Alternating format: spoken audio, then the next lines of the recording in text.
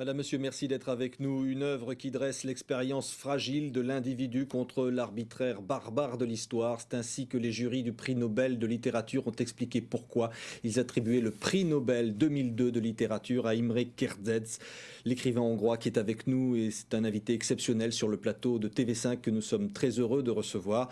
On va évidemment parler de cette œuvre monumentale, rappel d'un destin hors du commun. Hanté par l'horreur des camps de la mort, il survit grâce à l'écriture. Né en novembre 1929 dans une famille juive de Budapest, Imre Kertész est déporté en 1944, à l'âge de 15 ans, à Auschwitz-Birkenau, puis à Buchenwald, avant d'être libéré en 1945. À l'image de l'œuvre de Primo Levi ou de Georges Semprin, celle d'Imre Kertész est tout entière nourrie de son expérience des camps d'extermination nazis. Il en tire une forme de métaphysique du renoncement à soi, renoncement à l'autre. La Shoah, Imre Kertész la pense comme l'illustration de l'ultime vérité sur la dégradation de l'homme. En 1975, il signe Être sans destin, son premier roman autobiographique, qu'il mettra 10 ans à rédiger. Mais il se heurte alors à l'indifférence, voire à l'incompréhension de ses contemporains. Mis au banc de la Hongrie communiste, il devra attendre la chute du mur de Berlin pour être enfin reconnu comme un grand écrivain. Âgé aujourd'hui de 72 ans, il n'a rien perdu de ce besoin d'écriture. Son prochain roman, qui a pour titre de travail Liquidation, est encore un regard sur l'Holocauste, mais cette fois dans le cadre hongrois de la transition démocratique. Imre Kertész dira « Quand je pense à un nouveau roman, je pense toujours à Auschwitz ». Merci infiniment Imre Kertész d'être avec nous sur le plateau de TV5 l'invité. Votre œuvre défend la pensée individuelle contre la soumission au pouvoir politique. J'avais envie de dire que votre œuvre d'abord c'est un hymne à la liberté. Oui, effectivement. Vu de l'extérieur, on peut le formuler ainsi. Personnellement, en revanche, je ne me suis jamais fixé d'objectif autre que littéraire en écrivant mes livres. Je viens de la littérature, même si elle est bien sûr étroitement liée à mes expériences personnelles. La littérature qui était pour vous une forme de moyen de survie? Non, ce n'est pas une thérapie. L'art ne peut pas être une thérapie. Cela peut sembler paradoxal, pourtant l'art est toujours une joie. C'est un talent qui commence à s'exprimer un jour, et puis ensuite on écrit, si on y arrive, si on est prêt.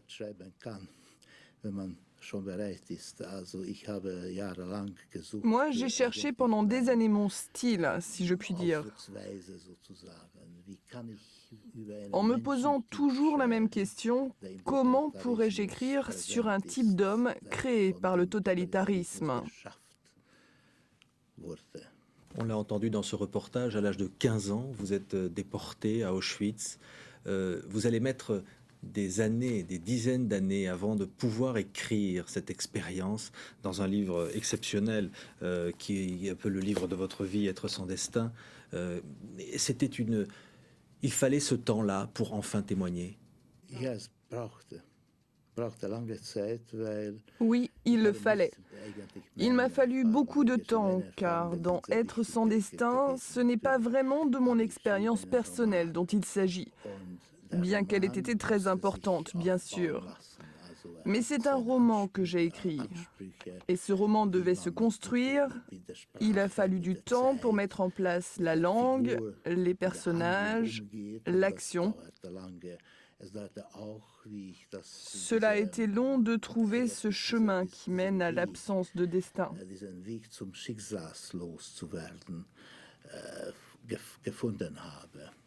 Votre manière de décrire l'univers concentrationnaire, certains ont dit il y a un détachement. Quand vous écrivez dans ce livre, j'ai compris qu'il allait me falloir vivre dans ce beau camp de concentration. Ce détachement était nécessaire à la survie? Cette distance était très importante. Il ne fallait surtout pas partir de ses propres expériences. Il fallait les utiliser, les travailler, Mais auparavant, je devais les mettre dans une sorte de réfrigérateur. Et lorsqu'elles ont été bien refroidies, j'ai pu commencer à les découper et à les mettre en forme. Cette distance, ce détachement était fondamental. Vous avez presque, j'allais presque dire, été heureux d'une certaine façon aussi, ce qui est terrible à dire dans ce moment-là. Oui, vous voyez, le bonheur. Tout d'abord, c'est un mot que nous prenons dans le roman. Et qui n'a pas lu le roman ignore de quoi nous parlons. Un roman, ce sont des mots. Ces mots sont structurés et organisés. Dans le cadre d'un roman, un mot peut donc vouloir dire tout à fait autre chose que dans la langue de tous les jours. Donc, ce mot bonheur, il est introduit dès le début du roman. On l'attend et soudain, il apparaît comme une bombe qui explose. C'est beaucoup plus cruel, je crois, que si j'avais décrit l'ampleur de mes souffrances corporelles, par exemple. Vous avez ensuite retrouvé ce pays, la Hongrie, qui était en proie au stalinisme, à cette dictature, en quelque sorte une prison, évidemment sans rapport, mais une prison et une autre prison ensuite. Oui, je dis toujours que le stalinisme et la période qui lui ont succédé sont pour moi ce qu'a été la Madeleine pour Marcel Proust. On la trempe dans le thé et c'est alors que ressurgissent les goûts du passé.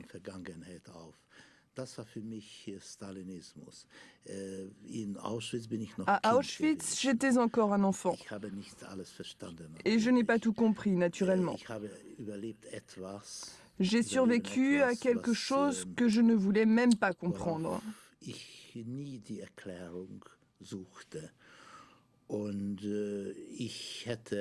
je l'aurais peut-être même oublié si le stalinisme n'était pas apparu. Si je n'avais pas dû y survivre aussi.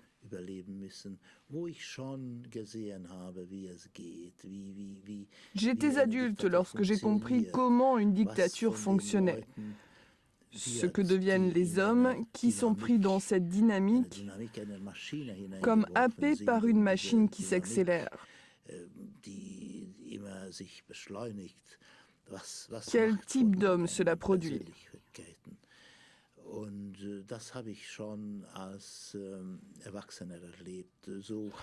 Puis, j'ai vécu l'écrasement de la révolte hongroise en 1956 et le terrible processus d'accoutumance du peuple qui s'en est suivi. Il m'a fallu tout cela pour réussir à refermer le cercle sur ce que j'ai vécu.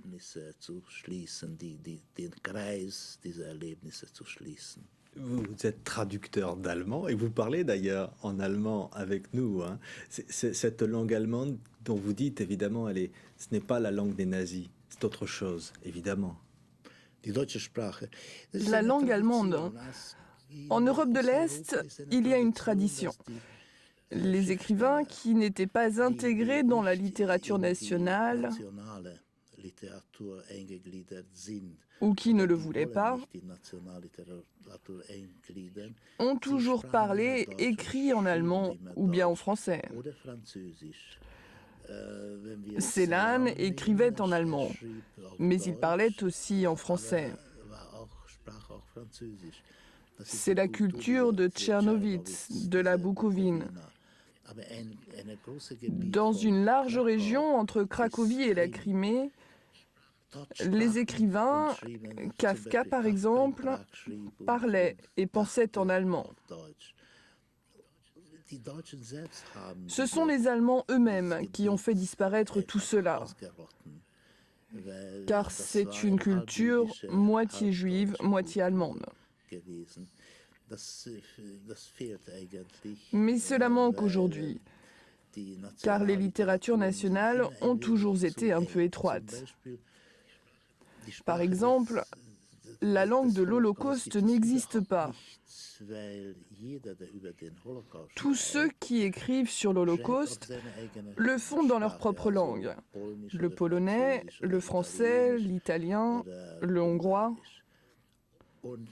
Le fait que cette littérature soit ou non oubliée dépend du degré de conscience de l'Holocauste qui existe au sein de la culture et de la langue du pays. S'il est présent, vivant dans la culture. De cela dépend si une œuvre marque une littérature nationale ou bien si elle devient une œuvre exilée, voire muette. Imre Kertész, voilà, tous ces livres, hein, prix Nobel de littérature 2002, Le Refus, Kaddish pour l'enfant qui ne naîtra pas, tous ces livres, un autre dont je vous parlais il y a quelques instants, qui sont donc édités, Être sans destin bien sûr, chez Actes Sud en France et qui sont traduits maintenant dans le monde entier. C'est presque une belle revanche pour vous qui avez été hélas ignoré longtemps des éditeurs. Qu'est-ce que vous allez, à qui vous allez penser ou qu'est-ce que vous allez penser en recevant ce prix Nobel 2002 de littérature? Vous allez avoir quelle image dans la tête à ce moment-là?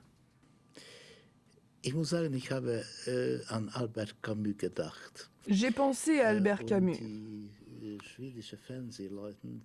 Et les journalistes de la télévision suédoise, qui savaient que j'aimais bien Albert Camus, m'ont d'ailleurs donné une cassette vidéo avec l'image de Camus quand il reçoit le prix Nobel en 1957. Merci infiniment d'avoir été sur le plateau de TV5. C'était un grand honneur, Imre Kertész, de vous avoir ici. Donc, prix Nobel de littérature 2002. Il faut lire ces livres, car c'est un immense bonheur qui en jaillit. Ils sont traduits dans toutes les langues, ils sont publiés en France chez Actes Sud. Merci d'avoir été notre invité exceptionnel de TV5. Merci beaucoup.